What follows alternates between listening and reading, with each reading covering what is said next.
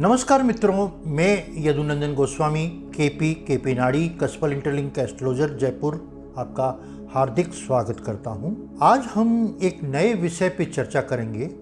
लोकसभा के चुनाव के 6 चरण पूरे हो चुके हैं। लोकसभा के परिणाम में एक बीजेपी पार्टी का क्या महत्व रहेगा, बीजेपी कहां जाएगी, उस पर चर्चा करेंगे।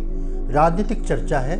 पहले वाले वीडियो में कुछ दिन पहले मैंने कांग्रेस, राहुल गांधी और इंडिया गठबंधन का जिक्र किया था और उनकी तीनों की पत्रिकाओं का विश्लेषण किया था। आप लोगों ने मेरा चैनल को देखा होगा, वीडियो को देखा होगा, पसंद किया है आप लोगों ने, काफ़ी लोगों ने। आज हम राजनीति की विषाद पे भारत में 16 मार्च 2024 को लोकसभा के चुनाव की घोषणा हुई।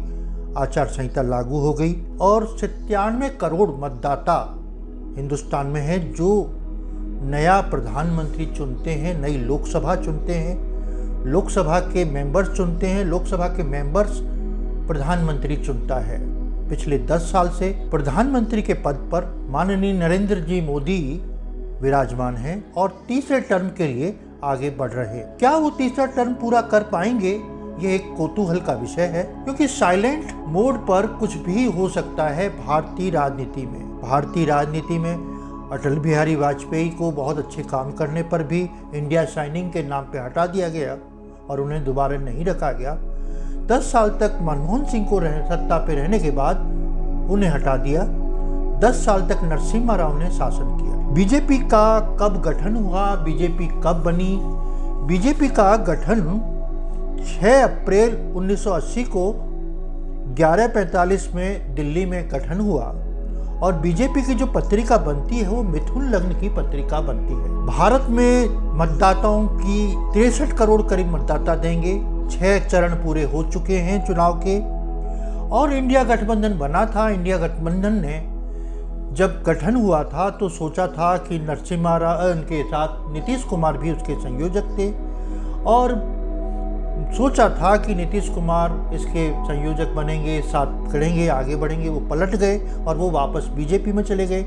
बीजेपी पिछले चुनाव में 2019 में 303 सीटें लेकर अव्वल पे आई थी और मैंने अपने फेसबुक में, मैंने सोशल नेटवर्क में डाला था चुनाव परिणाम से पहले कि 300 से ऊपर बीजेपी के सीटें आएंगी और प्रभु कृपा से मेरा ये प्रेडिक्शन सही हुआ था। इस साल फिर मैं प्रेडिक्शन देने की कोशिश कर रहा हूँ कि कितनी सीटें बीजेपी की आएंगी और बीजेपी की सीटें आएंगी तो नरेंद्र मोदी ही प्रधानमंत्री बनेंगे।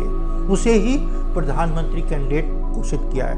ग्रह स्थिति क्या रहती है इसकी हम चर्चा करते हैं। 1980 में बीजेपी का गठन हुआ था। 84 में उसकी 2 सीटें आई थी और राजीव गांधी की सरकार बनी थी, 414 सीटें आई। उस वक्त मरकरी की दशा चली थी बीजेपी की। बीजेपी का जो मिथुन चार्ट बनता है, मिथुन लग्न का चार्ट है।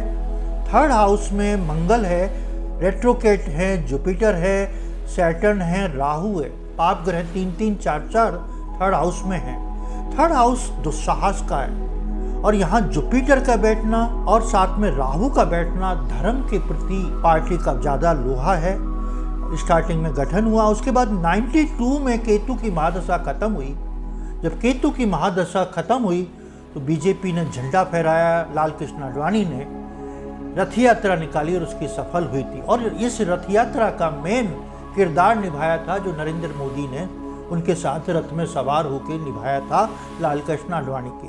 आज वही सत्ता में विराजमान है और बीजेपी को बहुत ऊंचाई पे ले गए हैं। तो ये जो पोजीशन है इसमें क्या होगा?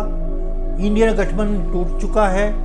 इंडिया गठबंधन में टीएमसी जो ममता बनर्जी हैं वो अकेले चुनाव लड़ी बंगाल में। साथ में ही पंजाब में क्या है? पंजाब में दोनों पार्टी जो समझौता कर चुकी हैं। दिल्ली में आम आदमी पार्टी और कांग्रेस आमने सामने और दिल्ली में दोनों साथ में चुनाव लड़ रहे हैं बीजेपी के खिलाफ। दक्षिण भारत में कुछ बीजेपी ने अपना प्रभाव बढ़ाया है और अपने धीरे धीरे आगे बढ़ाई है। बीजेपी के पास क्या है अपने 10 साल के काम करने का? बीजेपी ने राम मंदिर का निर्माण में अपना नाम लिया है। धारा 370 हटाया है कश्मीर के लिए जो बहुत बड़ा कलंक था। लाभार्थी योजनाएं चालू की है, किसान निधि योजना, 6,000 रुपये साल का देना, उसके साथ में ही उज्ज्वला योजना, महिलाओं के खाते में पैसा डालना, ऐसे करके अनाज सस्ता, अनाज बिना पैसे के देना 80 करोड़ जनता को। यह इतनी सारी योजनाएं हैं जो, और फिर आखिर में जाके बीजेपी ने लास्ट में महिलाओं के लिए आरक्षण कर दिया 33%।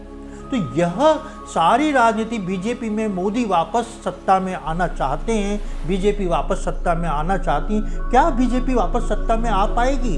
क्या सितारे कहते हैं बीजेपी की जन्म पत्रिका? बीजेपी की जन्म पत्रिका मिथुन लग्न की है और यहाँ चंद्रमा इनके वृश्चिक राशि का है। अब नरेंद्र मोदी का भी वृश्चिक राशि का है।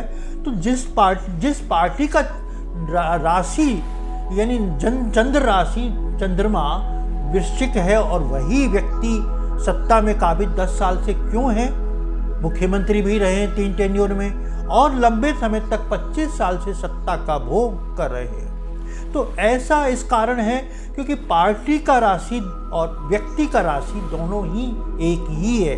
तो पार्टी के लिए उनकी छवि, उनका विचारधारा बहुत ज़्यादा मिलती जुलती है, और ये एक योग कहलाता है जो व्यक्ति की पार्टी और लग्न, पार्टी का राशि और व्यक्ति का राशि और व्यक्ति का लग्न एक ही है। नरेंद्र मोदी का वृश्चिक लग्न की पत्रिका है, उसका मैं अलग से जिक्र करूंगा, अलग वीडियो में, आप अवश्य देखें। अब इनकी पत्रिका में अभी आज की तारीख में चंद्रमा की महादशा चल रही है। 2018 से चंद्रमा की महादशा चल रही है, और चंद्रमा की महादशा में भी इन दिनों में मरकरी की भुक्ति चल रही है, और इनके चार्ट में मरकरी काफ़ी पावरफुल है। 10वां भाव ऑपरेट हो रहा है, 9वां, 10वां और चौथा, 7वां विरोधियों को पस्त करने की क्षमताएं बीजेपी की पत्रिका रखती है।